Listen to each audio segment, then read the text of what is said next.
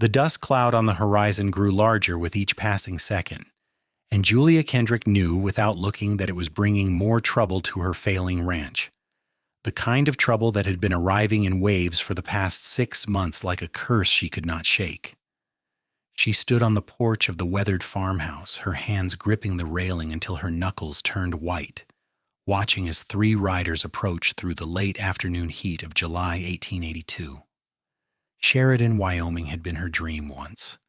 A place where she could build something lasting after her father's death had left her with nothing but a deed to this land and a fierce determination to prove she could survive on her own. That determination was wearing thinner with each setback, each disaster that seemed to follow the last like dominoes falling in an endless line. The cattle disease had come first, sweeping through her small herd and leaving her with barely 20 head when she had started with 60. Then the well had run dry during the hottest part of June, forcing her to haul water from the creek 2 miles away while the summer sun beat down mercilessly. The fence posts she had struggled to replace were knocked down again by wild horses running through her property, and the vegetables she had planted in hopes of having something to sell at market had withered despite her best efforts to keep them watered.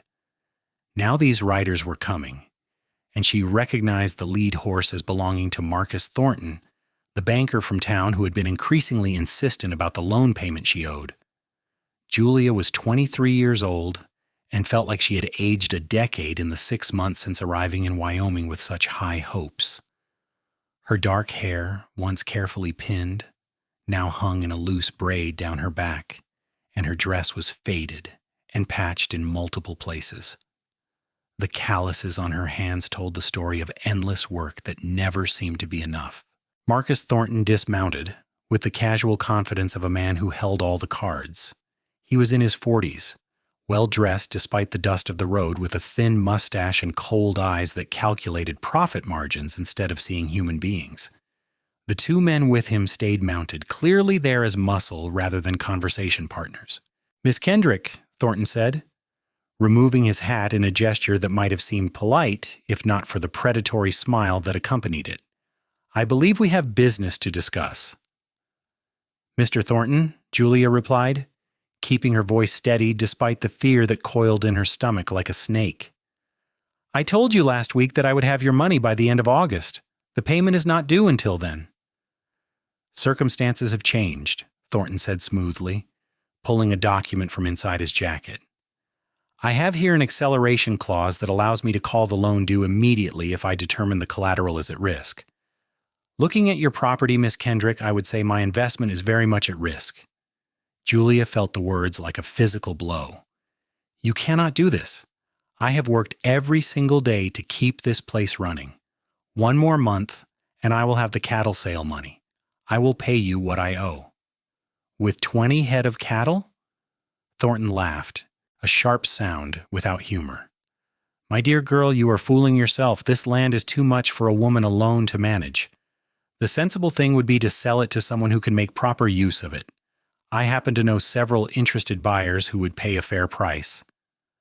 "Buyers you represent, no doubt," Julia said bitterly, taking a percentage from both sides of the transaction. Thornton's smile hardened. "I am a businessman, Miss Kendrick. I suggest you think carefully about your situation. You have until Monday to vacate the property, or I will be forced to take legal action. 3 days should be sufficient to pack your belongings." "3 days?" Julia's voice rose despite her effort to remain calm. "You are giving me 3 days to leave the land I have poured my heart into for 6 months? "The law is quite clear," Thornton said, replacing his hat. "You signed a contract, and that contract gives me certain rights. I am simply exercising them. Good day." "Good, Miss Kendrick?" He mounted his horse and the 3 men rode away, leaving Julia standing on the porch with her world crumbling around her yet again. She sank down onto the wooden steps, putting her head in her hands as the weight of it all pressed down on her shoulders. Every time she thought she had found her footing, something else went wrong. Every time she started to believe she might actually succeed, another disaster arrived to prove her wrong. The sun was setting, painting the sky in shades of orange and purple that would have been beautiful if Julia had any capacity left to appreciate beauty. Instead, she sat there as darkness fell, trying to figure out what she could possibly do. She had no family to turn to, no friends in Sheridan who would risk crossing Marcus Thornton by helping her, and no money to hire a lawyer even if one would take her case. She must have sat there for hours because when she finally looked up, the stars were bright overhead and the temperature had dropped to something almost comfortable. That was when she heard the sound of a horse approaching at a steady walk, and she tensed, wondering if Thornton had sent someone back to make sure she understood his message. But the rider who emerged from the darkness was not one of Thornton's men. He was tall in the saddle, sitting with the easy grace of someone who had spent more of his life on horseback than on foot. In the moonlight, she could make out a broad-brimmed hat, wide shoulders, and the relaxed posture of someone comfortable in his own skin. "Evening," the stranger called out when he was close enough for conversation. "I am looking for the Kendrick place. Would I have found it?" Julia stood up, one hand moving instinctively to the pocket where she kept a small pistol her father had given her.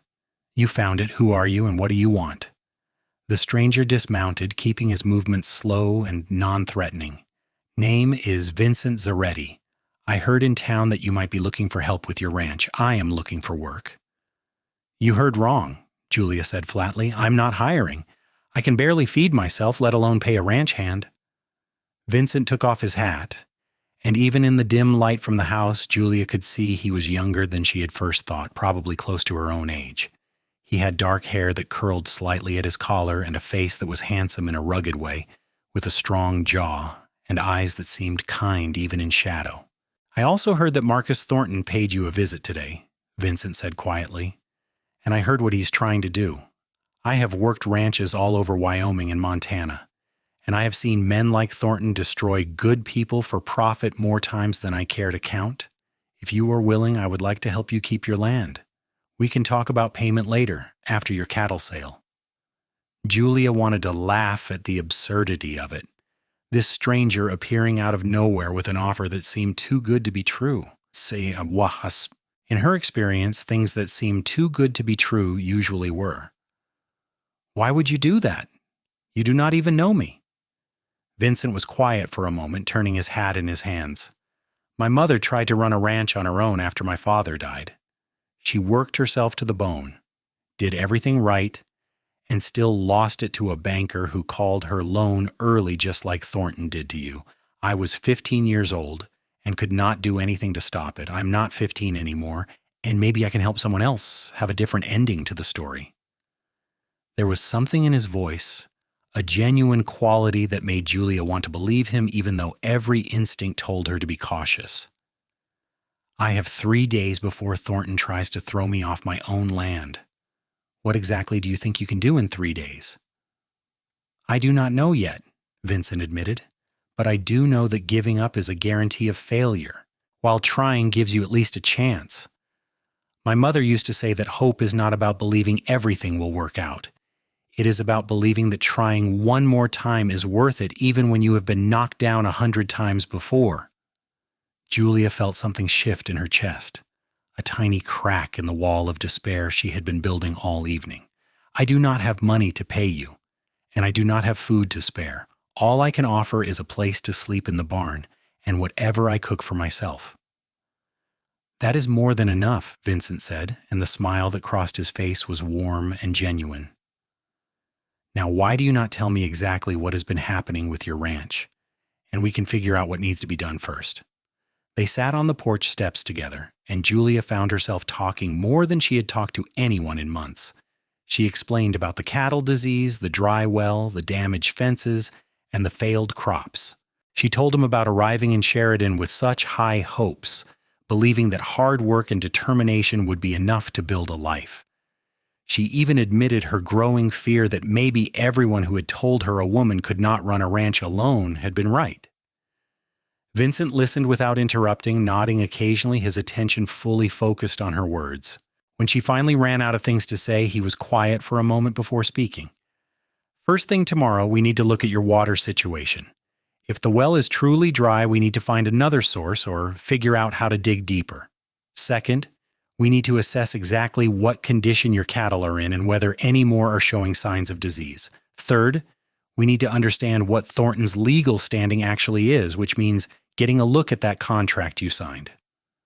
"I already read the contract," Julia said tiredly. "There is an acceleration clause, just like he said." "Maybe," Vincent replied, "but there are also laws about how those clauses can be enforced. Just because a contract says something does not mean it is legal or that it would hold up if challenged."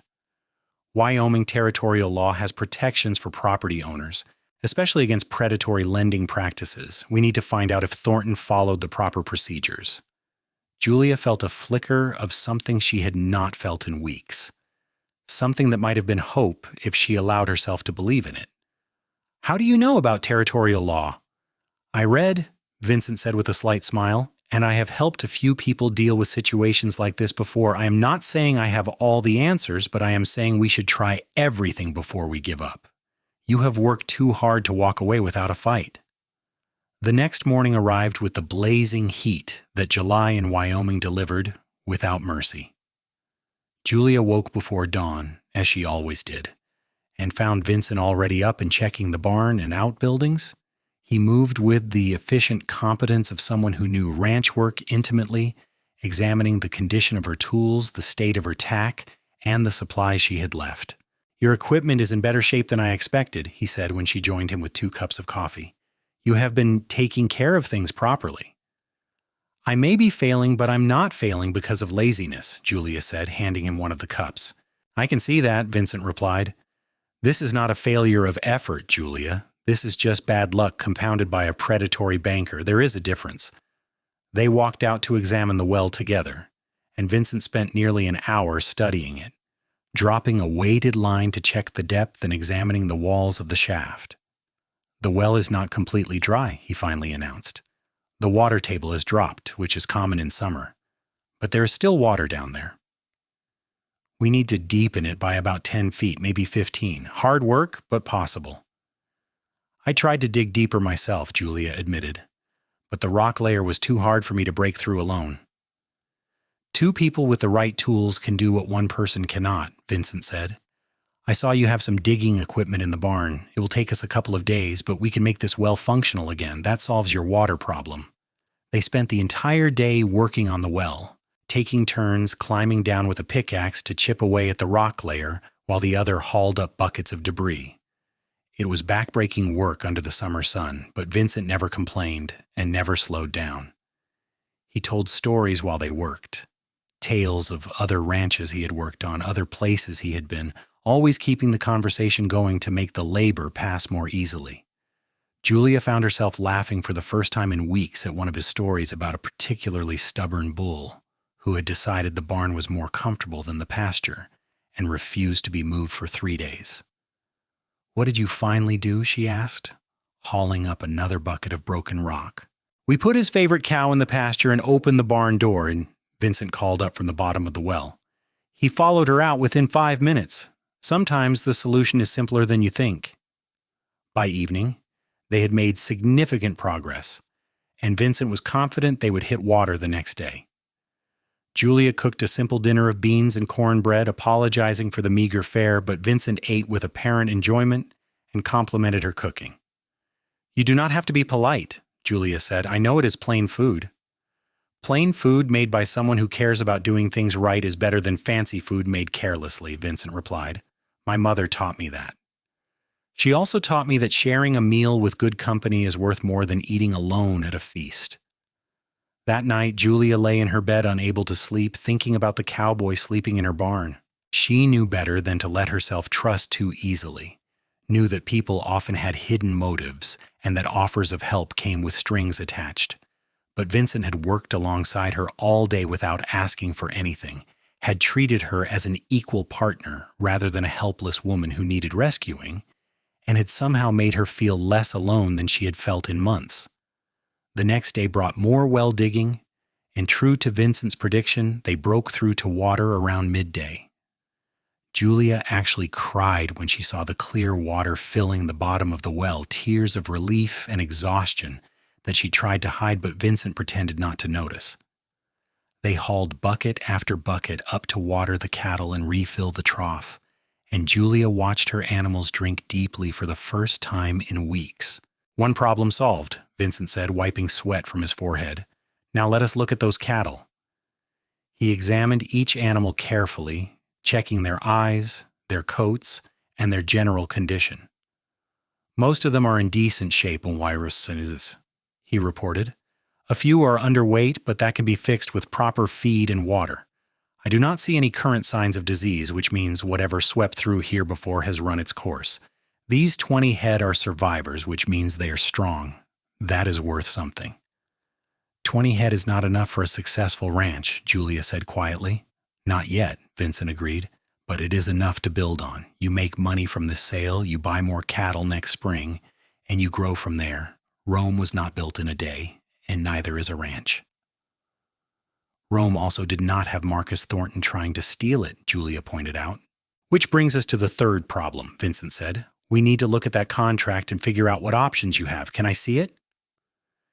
Julia retrieved the loan documents from the house, and Vincent studied them carefully, reading through every line of the fine print while the afternoon sun moved across the sky. His frown deepened as he read, and Julia felt her brief hope beginning to fade again. "This is not good," Vincent finally said.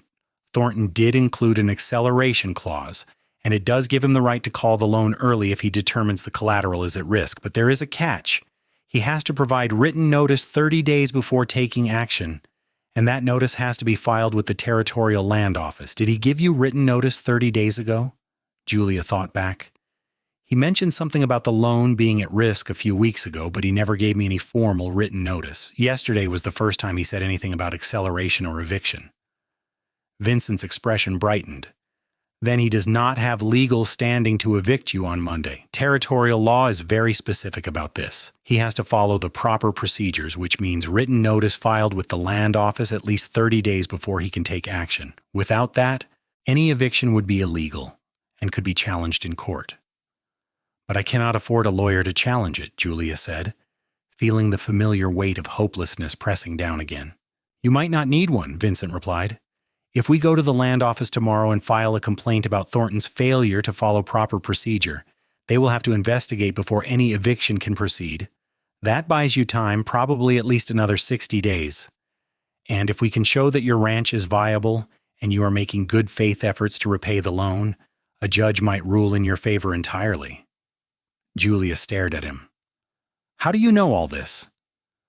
"I told you I read," Vincent said. "And I have seen this exact situation play out before. Bankers like Thornton count on people not knowing their rights. They use intimidation and legal language to scare folks into giving up without a fight. But when someone actually stands up to them and knows the law, they often back down because they know their tactics will not hold up in court." For the first time since Marcus Thornton had ridden up to her porch, Julia felt like she might actually have a chance. "The land office is in town. We can go first thing tomorrow morning."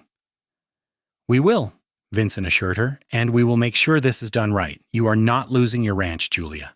Not if I have anything to say about it."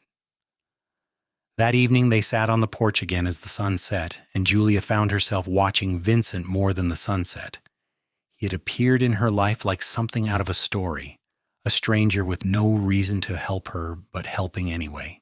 She wanted to understand why, wanted to know what motivated a man to show such kindness to someone he barely knew. "Vincent," she said quietly, "tell me about your mother, about what happened to her." He was silent for a long moment, and Julia thought he might not answer. But then he began to speak, his voice low and steady. "Her name was Maria. She was from Italy originally, came to America with my father when they were young and full of dreams. They built a ranch in Montana, worked side by side for 15 years to make it successful. Then my father died in a riding accident when I was 14, and my mother was left alone with a ranch to run, a son to raise, and debts that my father had never told her about. She tried so hard," Vincent continued. "She worked dawn to dusk every single day. She taught herself everything she needed to know about cattle and horses and business. I helped as much as I could, but I was just a boy. We had 2 good years, paid down some of the debt, started to believe we might make it. Then the banker called the loan early, just like Thornton did to you. said a woman alone could not be trusted to manage such a large debt. He gave her 1 week to vacate. What did she do?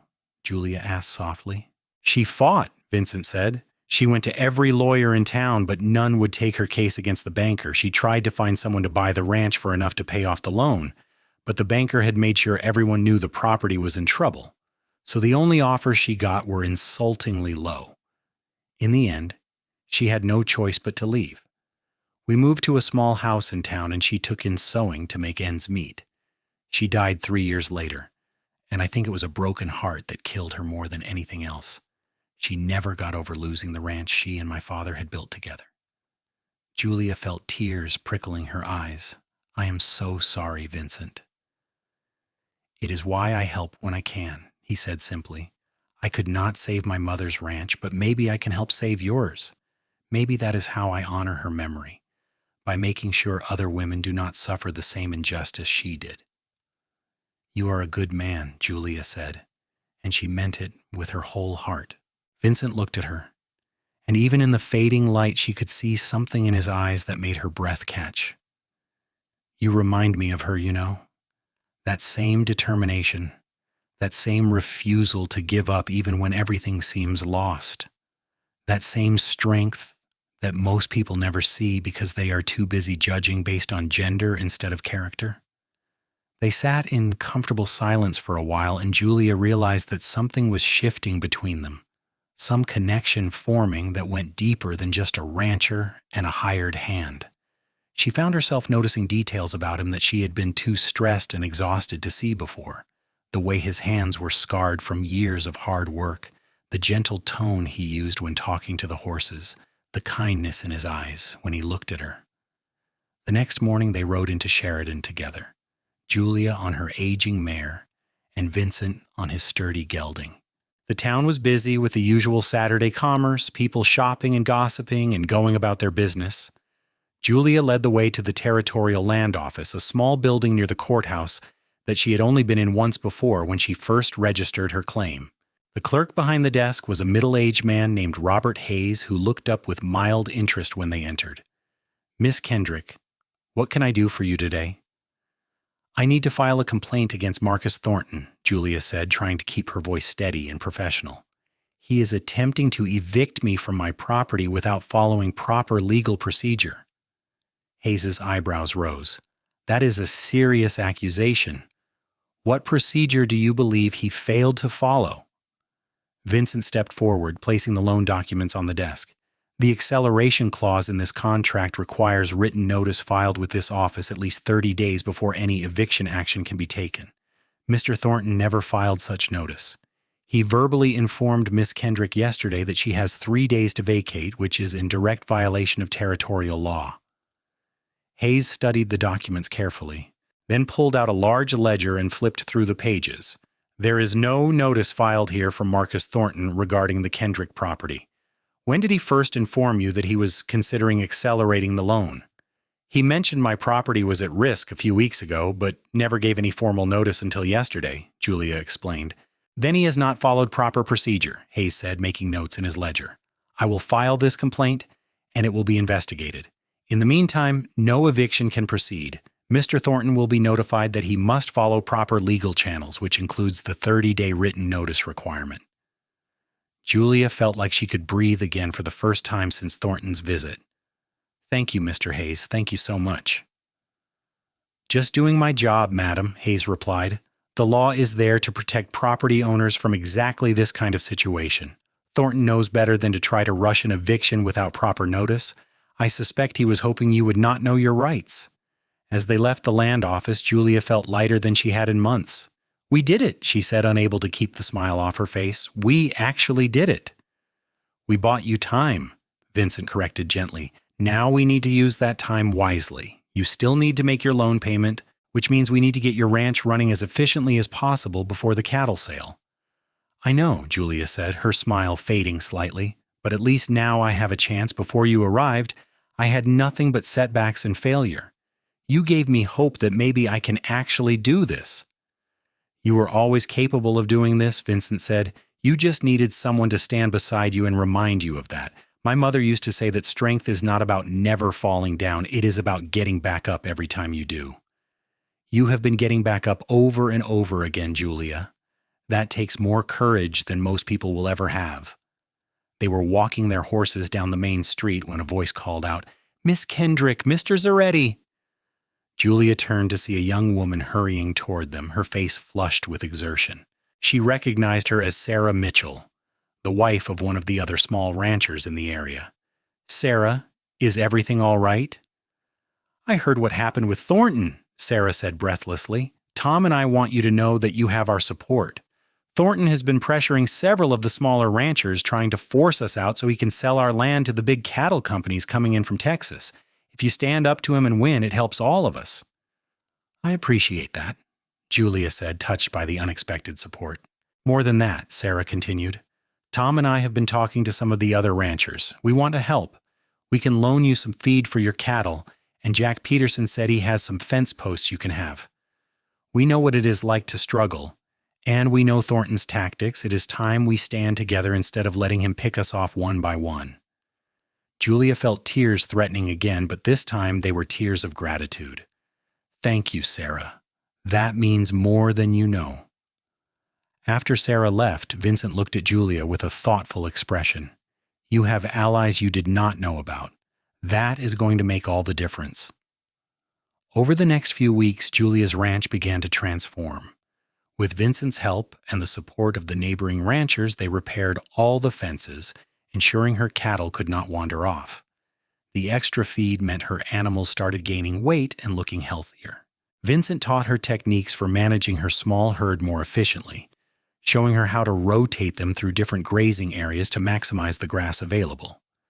But more than the practical help, Vincent's presence changed something fundamental in Julia's approach to the challenges she faced, where before she had felt alone and overwhelmed, now she had a partner who shared the burden. They worked together from dawn to dusk, and in the evenings they sat on the porch and talked about everything from ranch management to philosophy to their dreams for the future. Julia found herself looking forward to those evening conversations more than anything else.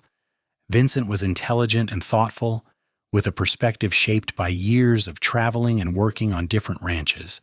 He treated her opinions with respect, never talking down to her or dismissing her ideas because she was a woman. When they disagreed about something, which happened occasionally, he listened to her reasoning and sometimes changed his mind, which Julia found refreshingly different from most men she had known. One evening, about 3 weeks after Vincent's arrival, they were sitting on the porch watching the sunset when he turned to her with a serious expression. "Julia, I need to tell you something. I was not completely honest when I first arrived here." Julia's heart sank. Here it came, the revelation that he wanted something from her, that his help had strings attached after all. "What do you mean?" "I did not just hear randomly in town that you needed help," Vincent said slowly. "I was in the saloon when Thornton was talking to some of his associates about his plans to take your ranch. He was bragging about how easy it was to intimidate a woman into giving up, how you would be gone within a week. It made me so angry hearing him talk about you like you were nothing more than an obstacle to his profit. I asked around about you, learned what you had been going through, and I decided right then that I was going to help you if you would let me." Julia stared at him, trying to process this information.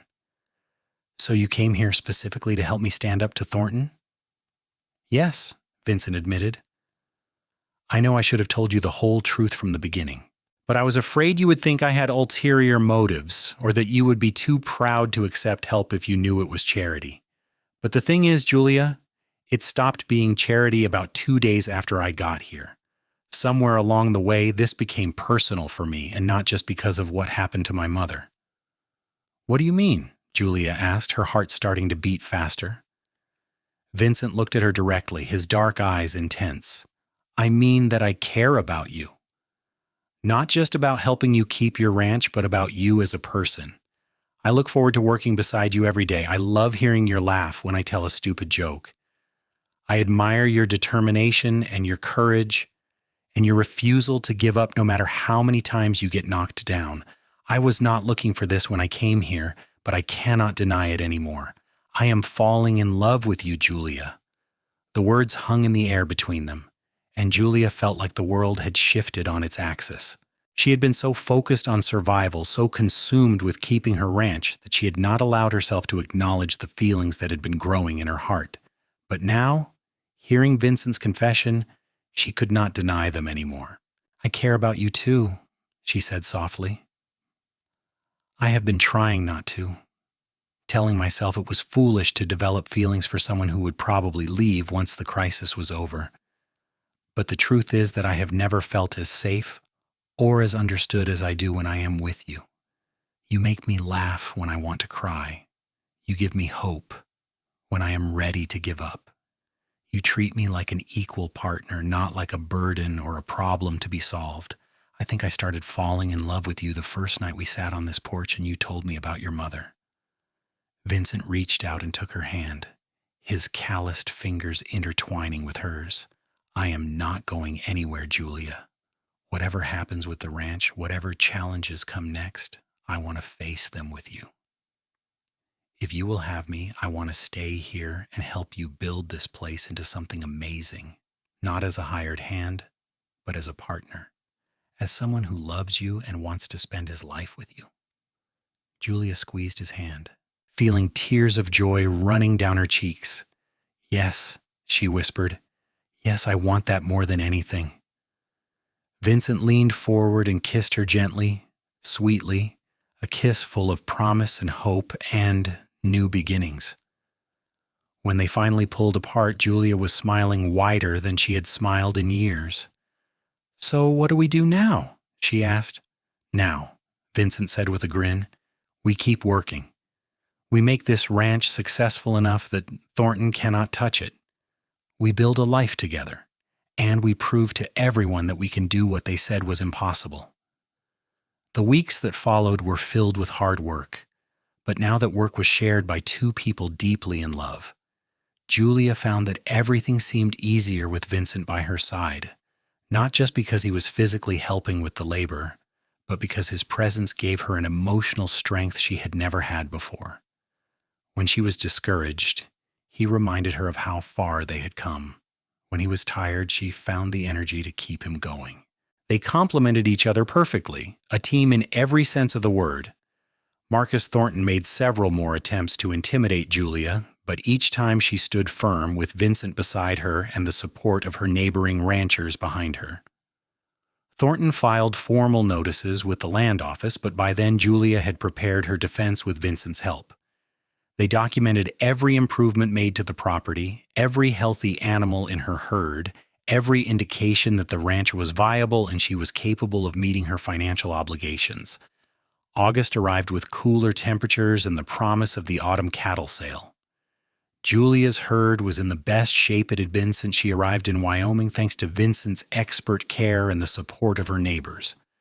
When the day of the sale came, they drove the cattle to town together, and Julia watched nervously as buyers examined her animals. To her amazement and relief, her cattle sold for prices higher than she had dared to hope. The buyers recognized quality stock when they saw it, and Julia's 20 head were healthy and strong. When the final tallies were completed, she had enough money not only to make her loan payment, but also to have a small cushion left over for winter supplies and maybe even a few more head of cattle in the spring. She made the payment to Thornton in person, taking Vincent with her to the bank. The look on Thornton's face when she counted out the full amount was one Julia would treasure forever. He had been so certain she would fail, so confident that he would be able to take her land, and now he had no choice but to accept her payment and acknowledge that she had met her obligations. "This does not mean you are out of danger," Thornton said coldly. "One successful sale does not make a ranch sustainable.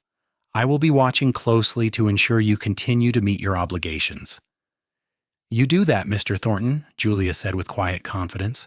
"I will continue to run my ranch successfully, and you will continue to collect your interest payments. That is how business works, is it not?" Outside the bank, Vincent swept her into his arms and spun her around, making her laugh with pure joy. "We did it," he said. "You did it." "We did it," Julia corrected. "I could never have done this without you, Vincent. You saved more than my ranch. You saved me." That night they celebrated with Sarah and Tom Mitchell and several other neighboring ranchers who had supported Julia through her struggles. It was a simple gathering with simple food, but it felt like the finest feast Julia had ever attended because it was shared with people who genuinely cared about her success. As autumn turned to winter, Julia and Vincent settled into a comfortable routine. They worked together to prepare the ranch for the cold months ahead, making sure the barn was secure and they had enough feed stored up. Vincent proved to be skilled at 100 different tasks, from shoeing horses to repairing harnesses to planning next year's crop rotation. But more importantly, they built a life together. They had long conversations by the fire on cold evenings, sharing their histories and their hopes. They laughed together over small things and supported each other through challenges. Vincent proposed to Julia on a crisp December morning, presenting her with a simple gold band that had belonged to his mother. "I know it is not much," he said, kneeling in the snow, "but it would mean everything to me if you would wear it. Will you marry me, Julia?" "Yes," Julia said without hesitation, pulling him to his feet so she could kiss him properly. "Yes, 1,000 times yes." They were married on a cold but sunny day in January 1883, in a small church in Sheridan with their rancher friends as witnesses. Julia wore a simple blue dress that she had sewn herself, and Vincent wore his best suit, which was still worn from years of travel but clean and pressed. Sarah Mitchell cried during the ceremony, and Tom teased her about it afterward, but his own eyes were suspiciously bright. The minister who performed the ceremony was an elderly man named Reverend Peters, who had been serving the Sheridan community for 20 years. He spoke about love being both a feeling and a commitment, about how true partnership required two people willing to work together through both good times and bad. His words resonated deeply with Julia, who knew from experience exactly what he meant. After the ceremony, their friends threw a party at the Mitchell Ranch with food and music and dancing that lasted well into the night. Julia danced with Vincent under the stars, feeling happier than she had ever imagined possible. Just a year ago, she had been alone and struggling, losing hope with every new setback. Now she had a husband who loved her, friends who supported her, and a ranch that was finally starting to succeed. "What are you thinking?" Vincent asked as they swayed to the music. "I'm thinking about how different my life is now compared to a year ago," Julia said. "I'm thinking about how close I came to giving up, and how glad I am that you arrived when you did. You gave me hope when I had none left. You encouraged me to try one more time when I was ready to quit. You changed everything, Vincent." "We changed everything together," Vincent replied. "You had the strength and the determination all along, Julia. I just helped you see it. You never needed saving. You just needed support." Their first spring together on the ranch brought new challenges and new joys. They purchased 30 more head of cattle with their savings, carefully selecting young stock that would grow into a strong herd. Vincent taught Julia more advanced ranching techniques, and she proved to be an excellent student with instincts that sometimes surprised even him. One afternoon in April, they were riding the fence line together when they came across a mother cow with a newborn calf. The calf was struggling to stand, and the mother was pacing nervously. Vincent dismounted immediately and examined the baby carefully. "He is healthy, just needs a little help," Vincent said, gently supporting the calf until it found its footing. They watched as the baby finally managed to stand on shaky legs and immediately began nursing from its mother. "Look at that," Julia said softly. "Just needed someone to believe in him and give him a chance." Vincent looked at her with love in his eyes. "Kind of like someone else I know." Julia laughed and reached out to squeeze his hand. "We are quite the pair of believers, are not we?"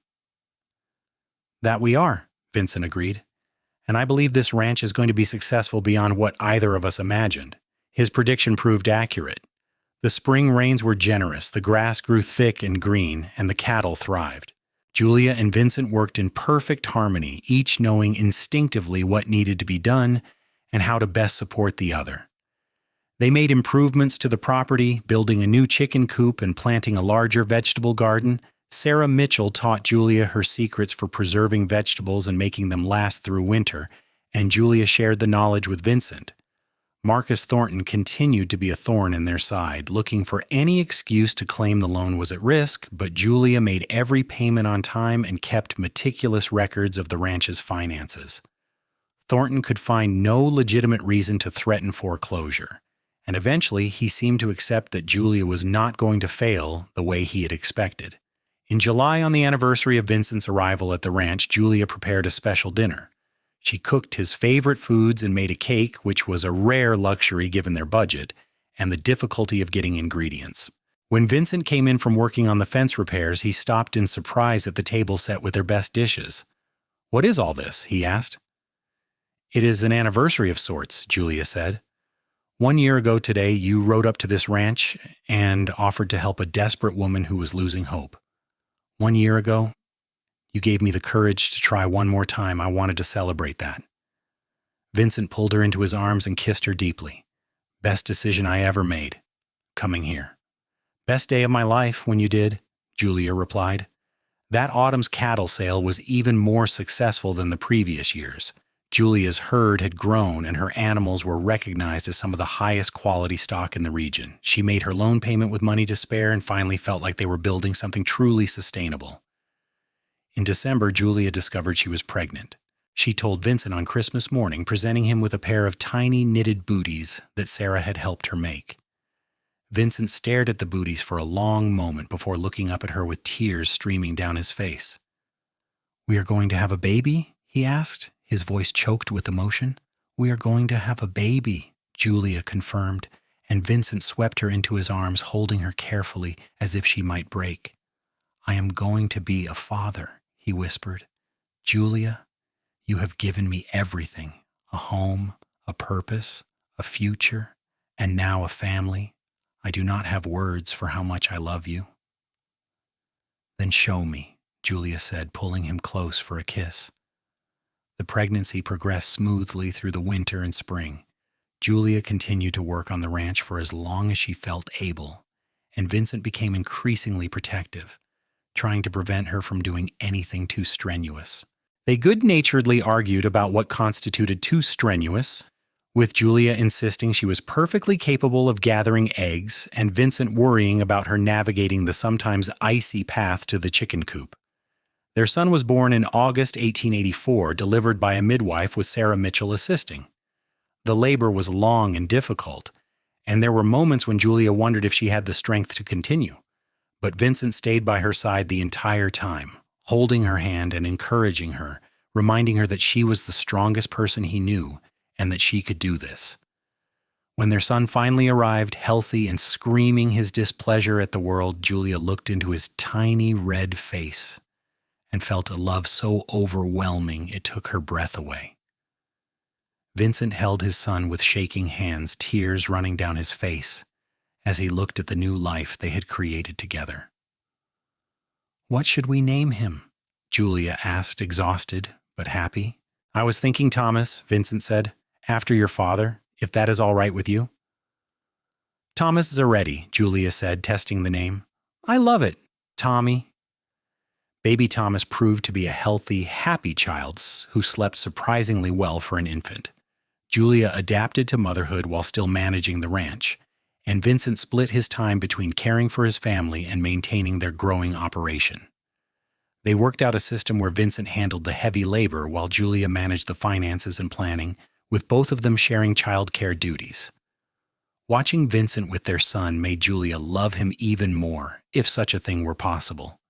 He was gentle and patient, singing Italian lullabies his mother had taught him and rocking Tommy for hours when the baby was fussy. He changed diapers without complaint and walked the floor in the middle of the night so Julia could sleep.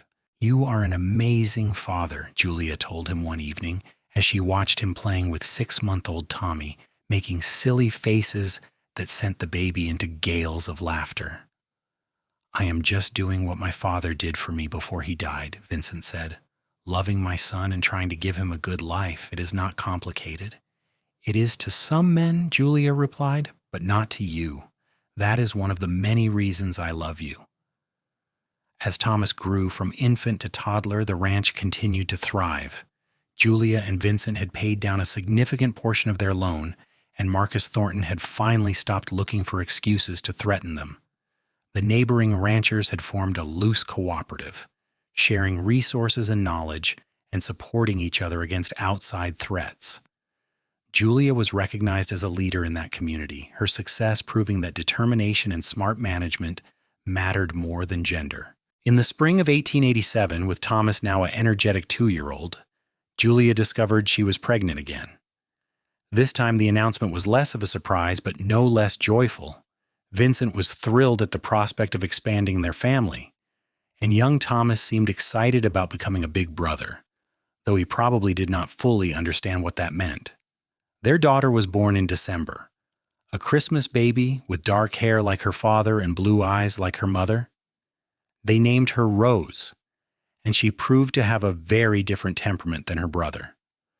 Where Thomas had been easygoing and happy, Rose was particular and demanding, letting everyone know immediately if something did not meet her standards. "She is going to keep us on our toes," Vincent said with a laugh, as Rose screamed her displeasure at being put down for a nap. "She knows what she wants," Julia said. "That is not a bad quality to have." "Especially not for a woman," Vincent agreed.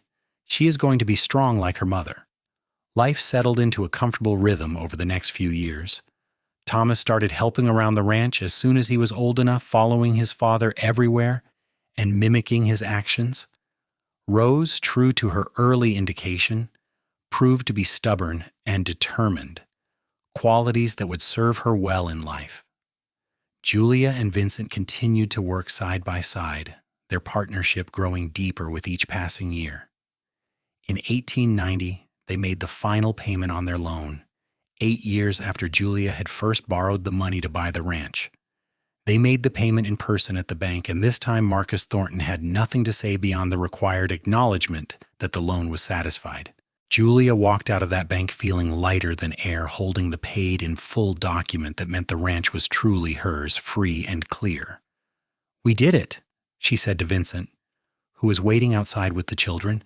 "The ranch is ours, completely ours." Vincent hugged her tight while Thomas and Rose danced around them, not fully understanding what this meant, but caught up in their parents' joy. "You did it, Julia.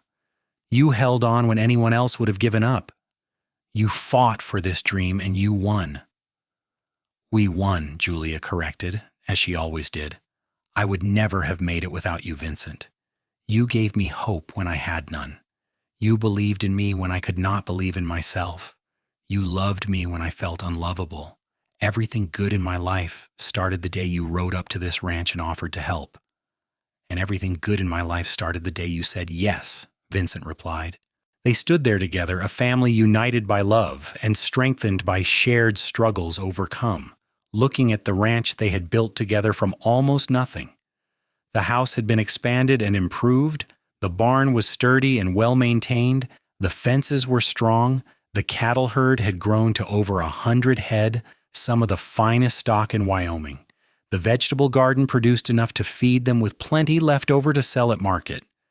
But more than the physical improvements, they had built a true home, a place filled with love and laughter where their children were growing up strong and confident, a place where two people who had both known loss and struggle had found each other and created something beautiful together.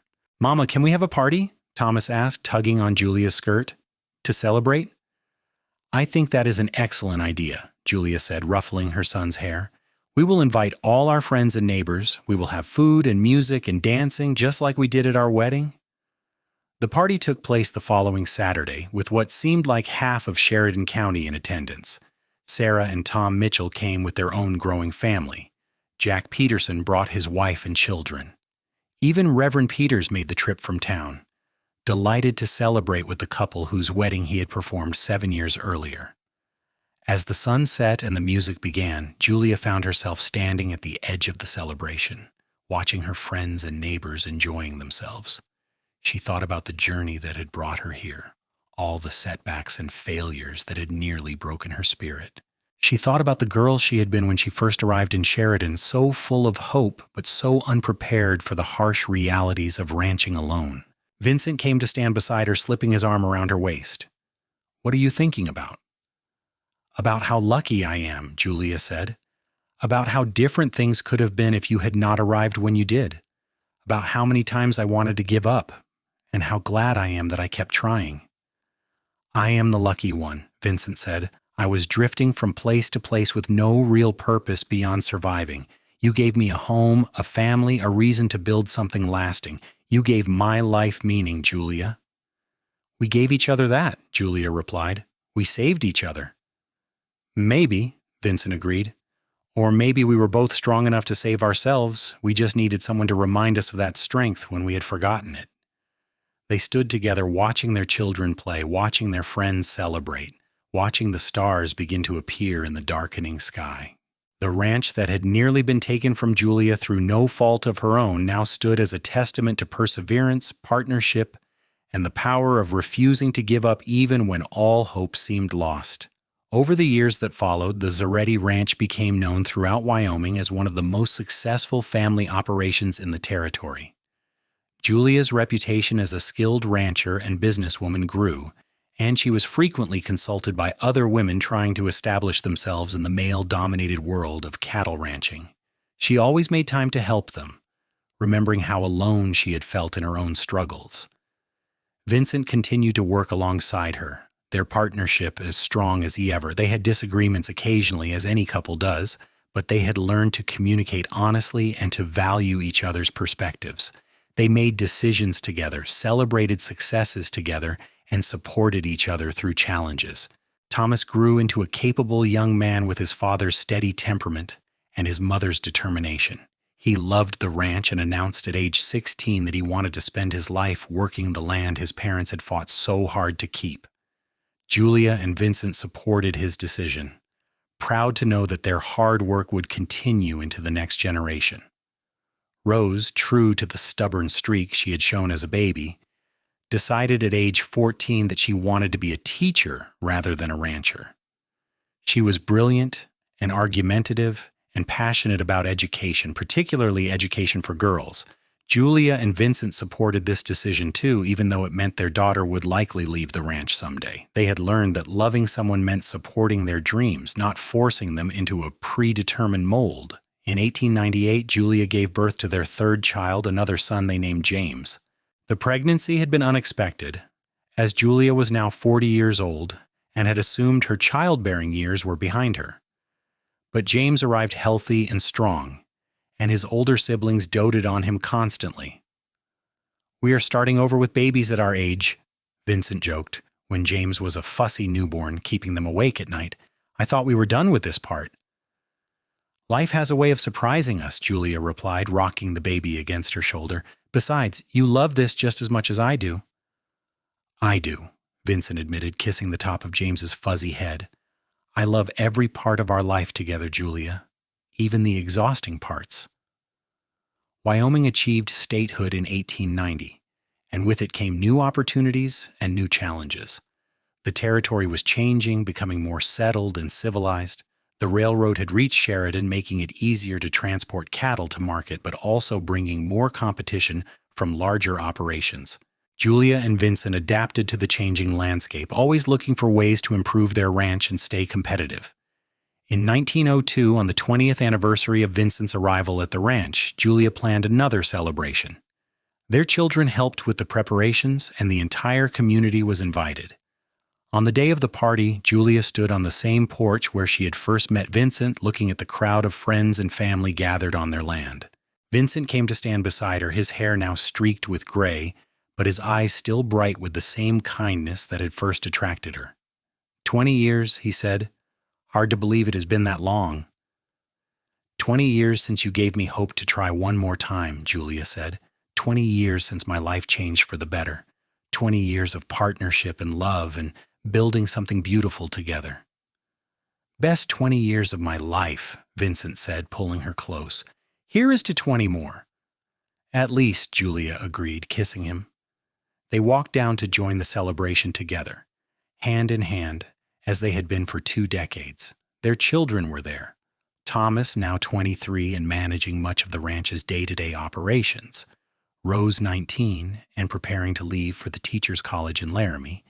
and James, an energetic 7-year-old who was currently climbing a tree despite his older siblings' warnings to be careful. The party lasted well into the night, with food and music and stories told of the early days when Julia had been on the verge of losing everything. Some of the newcomers to the area were surprised to learn how close the successful Zaretti ranch had come to failing before it truly began. "What made the difference?" one young woman asked Julia. "What kept you going when things were so hard?" Julia looked at Vincent, who was dancing with Rose, spinning their daughter around the way he had spun Julia on their wedding day. "Love made the difference," she said simply. "Love for the land I was trying to build on, love for the dream I refused to let die, and love from a good man who appeared when I needed him most and never left my side. Every time I was ready to give up, he reminded me why I had started. Every time I lost hope, he gave me reason to hope again. That is what made the difference." The young woman smiled. "You are lucky to have found each other." "We are," Julia agreed, "but it was more than luck. It was two people choosing each time to keep trying, to keep believing, to keep working towards something better. It was choosing love and partnership over loneliness and despair. That choice, made over and over again every day, that is what built this ranch and this life." As the years continued to pass, Julia and Vincent grew older but never lost their passion for the ranch or for each other. They watched their children grow into adulthood and start families of their own. Thomas married a sweet woman named Elizabeth and had 3 children who were the delight of their grandparents' lives. Rose became an influential teacher and education reformer, fighting for better schools in rural areas. James, the baby of the family, surprised everyone by developing a talent for horse training that made the Zaretti Ranch famous for producing some of the finest working horses in the state. In 1912, on a warm summer evening, Julia and Vincent sat on their porch watching the sunset, as they had done countless times over the past 30 years. They were both in their 60s now, their bodies showing the wear of decades of hard physical labor, but their love for each other remained as strong as ever. "Do you ever think about that first night we sat here together?" Vincent asked, taking Julia's hand in his. "When I told you about my mother and you were so close to giving up?" "I think about it often," Julia admitted. "I think about how different my life would be if you had not come. I would have lost the ranch, probably ended up working in a boarding house or taking in laundry in town. I would never have known this life we built together. I would never have had our children. I would have survived, probably, but I would not have truly lived." "I would have kept drifting," Vincent said, "moving from ranch to ranch, never putting down roots, never building anything lasting. You gave me a home and a purpose, Julia. You gave me a reason to stay in one place and build something permanent." "We gave each other that," Julia said, as she always did. "We were both lost in different ways, and we found each other." They sat in comfortable silence for a while, watching the sky turn from gold to pink to purple as the sun disappeared below the horizon. In the distance, they could hear their grandchildren playing, their laughter carrying on the evening breeze. The ranch spread out before them, healthy and thriving, a living testament to everything they had worked for. "I have no regrets," Julia said suddenly. "Not about anything. Every struggle, every setback, every moment of doubt led me here, led me to you, led me to this life. I would not change a single thing." "Neither would I," Vincent agreed, "though I do wish I could have found you sooner so we would have more time together." "We have had 30 years, Julia pointed out. "That is more than many people get, and every one of those years has been a gift." "True," Vincent said, squeezing her hand, "and I plan to spend however many more years we have making you as happy as you have made me." "You already have," Julia assured him, "just by being who you are, just by standing beside me through everything, just by loving me the way you do." As full darkness fell and the stars began to appear, they remained on the porch. 2 people who had found each other against all odds and built a love story that had transformed both their lives. The ranch that had nearly been lost to predatory banking practices now stood as one of the most successful in Wyoming. The woman who had been losing hope with every setback now had a life rich with family, friends, and accomplishment. and the cowboy who had appeared out of nowhere to offer help had found a home and a purpose and a love that fulfilled him completely. In the years that followed, Julia and Vincent continued to work the ranch alongside their children and grandchildren, though they gradually took on less of the physical labor as age caught up with them. They became the beloved patriarch and matriarch of their family and their community, respected for their wisdom and admired for their enduring love. When Julia passed away peacefully in her sleep in 1924 at the age of 65, Vincent was holding her hand. She had lived to see the ranch prosper beyond anything she had imagined that desperate summer day when Marcus Thornton had threatened to take it all away. She had raised 3 wonderful children, had seen 6 grandchildren born, and had spent over 40 years with the man who had given her hope when she had none left. Vincent followed her 2 years later, unable to imagine a life without the woman who had been his partner, his love, and his best friend for more than 4 decades. He died surrounded by his children and grandchildren in the house he and Julia had built together on the land they had fought so hard to keep. The Zaretti Ranch remained in the family, passed down through generations who never forgot the story of how it had nearly been lost before it truly began. Thomas's children and grandchildren continued the ranching tradition, always remembering the legacy of determination and partnership that Julia and Vincent had established. In Sheridan, the story of Julia Kendrick and Vincent Zaretti became something of a legend, told and retold as an example of what could be accomplished through love, persistence, and refusing to give up even when hope seemed lost. Young women starting their own businesses or ranches would invoke Julia's name as inspiration. Couples facing difficulties would remember how Julia and Vincent had overcome obstacles together through partnership and mutual support. The land itself seemed to remember them, the grass growing green each spring, the cattle thriving, the buildings standing strong against wind and weather. The porch where they had first spoken of hopes and dreams remained a favorite gathering place for family, and more than one grandchild claimed to feel their presence there on quiet evenings, as if Julia and Vincent were still sitting together watching the sunset and talking about their day. Their story was exactly what both of them would have wanted their legacy to be, not one of wealth or fame, but one of love conquering adversity, of partnership transforming struggle into success, and of 2 people who found each other at exactly the moment they both needed someone to believe in them. Julia had been losing hope with every setback that came, but the cowboy had given her hope to try one more time. That one more try had led to a lifetime of love, a successful ranch, a beautiful family, and a story that would inspire others for generations to come. In the end, that was worth more than all the cattle and land in Wyoming. The knowledge that their love had made a difference, not just to themselves, but to everyone whose lives they had touched. They had proven that setbacks do not define us, that hope is never truly lost as long as someone is willing to believe, and that love, real love, can transform not just 2 people but an entire community. The ranch they built together still stands today, a working cattle operation run by their descendants, who carry on the traditions Julia and Vincent established more than a century ago. And on warm summer evenings, when the sky turns gold and purple and the stars begin to appear, you can almost see them there on the porch. 2 people who found each other against all odds and built something beautiful that time itself could not diminish.